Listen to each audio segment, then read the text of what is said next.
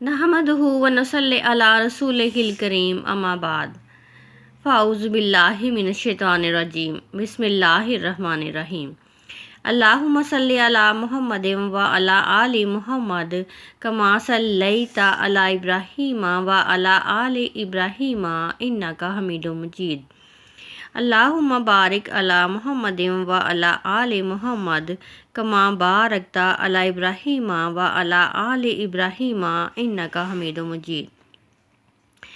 نبی پاک صلی اللہ علیہ وسلم نے مکہ میں قیام فرمایا اور اعلان نبوت کے بعد جو واقعات پیش آئے ان کو ہم 3 ادوار میں تقسیم کریں گے۔ پہلا دور پس پردہ دعوت کا تھا جو کہ 3 سال پر مشتمل تھا۔ دوسرا دور اعلانیہ دور تھا جو کہ 4 سن نبوی تک 10 سن نبوی کے اواخر تک پیش آیا تھا۔ تیسرا دور مکہ کے باہر اسلام کی دعوت اور پھیلاؤ جو کہ سن 11 ہجری میں پیش آیا۔ شروع میں حضرت خدیجہ رضی اللہ تعالیٰ عنہا اور آپ کے چچا زاد بھائی حضرت علی رضی اللہ تعالیٰ عنہ اور قریبی دوست حضرت ابو بکر صدیق اور آزاد کردہ غلام زید بن ثابت آپ صلی اللہ علیہ وسلم پر ایمان لے آئے۔ مکہ کے باہر سب سے پہلا جو شخص اسلام لایا وہ ابو ذر غفاری تھے۔ آپ صلی اللہ علیہ وسلم نے قریبی ساتھیوں میں تبلیغ شروع کی۔ پھر تقریباً پہلی وحی کے 3 سال بعد آپ صلی اللہ علیہ وسلم نے دعوت ذوالعشرہ کے بعد سے اسلام کے پھیلاؤ کی کھلی تبلیغ شروع کی جس میں کہ نماز کا حکم شامل تھا اور ابتدا میں 2 رکعت صبح اور 2 رکعت شام کی نماز فرض ہوئی تھی۔ صحابہ کرام گھاٹیوں میں چھپ چھپ کر نماز پڑھا کرتے تھے۔ بحوالہ ابن ہشام پہلے دور کی خصوصیات نمایاں تھیں جن میں کہ جماعت المسلمین کا تیار ہونا اور نبی پاک صلی اللہ علیہ وسلم کی خفیہ دعوت کے نتیجے میں مسلمانوں کی ایک چھوٹی جماعت تیار تھی۔ اگر آپ صلی اللہ علیہ وسلم شروع میں اعلانیہ دعوت دیتے تو شاید یہ جماعت تیار نہ ہو سکتی تھی کیونکہ مشرکین نے آپ صلی اللہ علیہ وسلم کی فوراً مخالفت شروع کر دینا تھی۔ اشاعت اسلام کی گئی 3 سالوں کی انتھک محنت سے اسلام کی جڑیں مضبوط ہونے لگیں اور لوگ اسلام قبول کرتے رہے۔ احکام الہی کا نزول جاری تھا اور بذریعہ وحی اللہ تعالیٰ نے مسلمانوں کی رہنمائی فرمائی۔ نماز اور دیگر احکامات سے متعلق ہدایات دی گئیں۔ دوسرا دور اعلانیہ دور تھا جس میں کہ قرابت داروں کو دعوت دی گئی اور ایک آیت سورۃ الشورى کی نازل ہوئی جس کا ترجمہ کچھ یوں ہے کہ آپ صلی اللہ علیہ وسلم قریبی قرابت داروں کو ڈرائیے۔ نبی پاک صلی اللہ علیہ وسلم نے بنی نوع ہاشم کو جمع کر کے دعوت دی تو ابو لہب نے سب سے پہلے دعوت کو جھٹلایا اور آپ صلی اللہ علیہ وسلم نے لوگوں کو اکٹھا کیا اور اسلام کا پیغام انہیں دیا۔ ابو لہب نے پھر مخالفت کی اور آپ صلی اللہ علیہ وسلم نے کوہ صفا پر خطاب کیا۔ ایک دن نبی پاک صلی اللہ علیہ وسلم نے صفا پہاڑی پر چڑھ کر یا صبا حاکی کی صدا لگا کر لوگوں کو اکٹھا کیا اور اسلام کی دعوت دی تو ابو لہب نے جو کہ گستاخ رسول تھا اس نے یہ بات کہی جس کا ترجمہ یہ ہے کہ نعوذ باللہ، اے محمد صلی اللہ علیہ وسلم تو تباہ ہو جائے، تو نے ہمیں اس لیے جمع کیا تھا۔ تو اس آواز کو سبھی نے سنا۔ پھر اللہ تعالیٰ نے حکم نازل فرمایا جس کا ترجمہ یہ ہے کہ آپ صلی اللہ علیہ وسلم کو جو حکم دیا جا رہا ہے اسے بلا جھجک بجا لائیں اور مشرکوں کی رکاوٹوں کی پرواہ نہ کریں۔ چنانچہ قریش جو کہ آپ صلی اللہ علیہ وسلم کو ہر ممکن طریقے سے دعوت دین پھیلانے سے روکنا چاہتے تھے وہ آپ کے محبوب چچا ابو طالب کی خدمت میں حاضر ہوئے اور کہا کہ آپ کا بھتیجا ہمارے خداؤں کو برا بھلا کہتا ہے۔ ابو طالب نے جواباً نرم بات کہی اور نبی پاک صلی اللہ علیہ وسلم کو لالچ دینے کی کوشش کی گئی، لیکن آپ صلی اللہ علیہ وسلم نے انکار کر دیا۔ پہلی ہجرت حبشہ ہوئی جو کہ 4 نبوی میں ظلم و ستم بڑھائے گئے، تو نبی پاک صلی اللہ علیہ وسلم نے خلافت کے حالات کے پیش نظر حبشہ کی طرف ہجرت کا حکم دیا، اور چونکہ مکہ میں رہنا مشکل ہو گیا تھا، دوسری ہجرت حبشہ پیش آئی، جس میں کہ غلط فہمی یہ ہو گئی تھی کہ مسلمان مرد اور خواتین یہ سمجھنے لگے تھے کہ آپ صلی اللہ علیہ وسلم کا کفار سے اتحاد ہو گیا ہے، مگر جلد ہی یہ غلط فہمی دور کر دی گئی، اور دوسری ہجرت حبشہ میں تقریباً 82 مرد اور 19 عورتوں نے شرکت کی تھی۔ حضرت حمزہ اور حضرت عمر رضی اللہ عنہ نے اسلام قبول کر لیا۔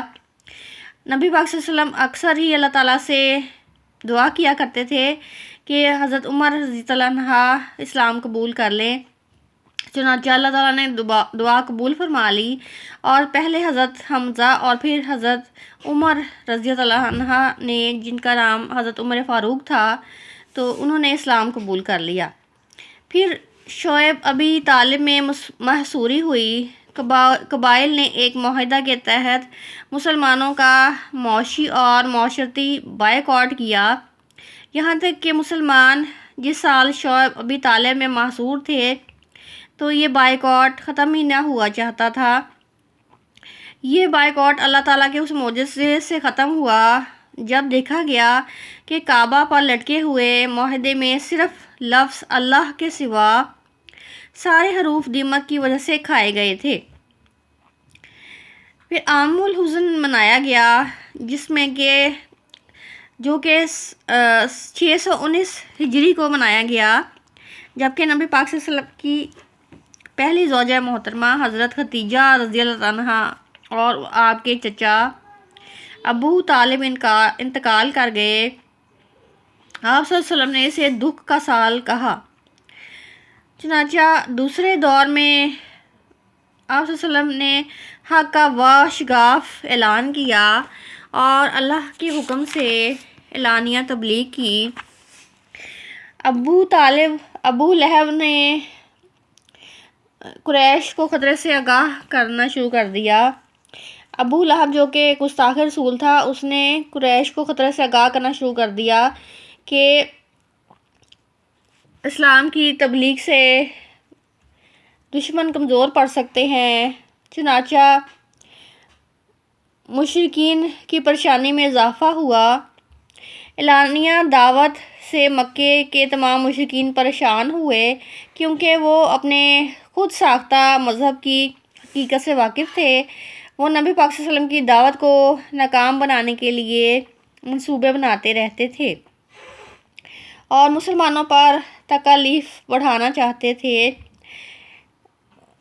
بہت سے صحابہ کرام کو تکالیف دی گئی، مثلاً حضرت خباب کو انگاروں پر لٹایا جاتا، حضرت بلال حبشی کو تپتی ریت پر لٹایا جاتا تھا، اور اسی طرح سے بے شمار واقعات ہیں جبکہ صحابہ کو بہت سی اذیتیں دی گئیں کہ وہ اسلام قبول نہ کریں۔ اسلام کی بنیادوں کا مضبوط ہونا حضرت عمر فاروق اور حضرت حمزہ رضی اللہ عنہ کی وجہ سے ہوا، جنہوں نے کہ بہت سے کارنامے سر انجام دیے۔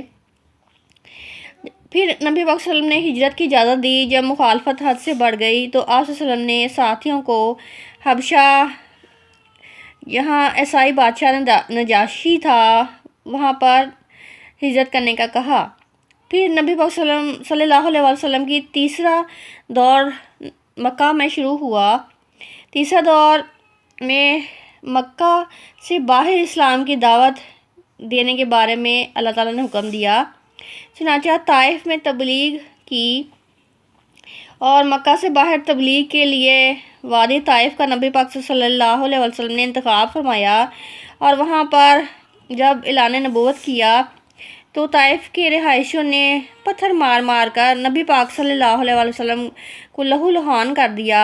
اس موقع پر اللہ تعالیٰ نے ایک فرشتہ بھیجا کہ اگر آپ صلی اللہ علیہ وسلم کہیں تو ہم اس وادی کے لوگوں کو ہلاک کر دیں، لیکن آپ صلی اللہ علیہ وسلم نے ان کے لیے ہدایت کی دعا کی۔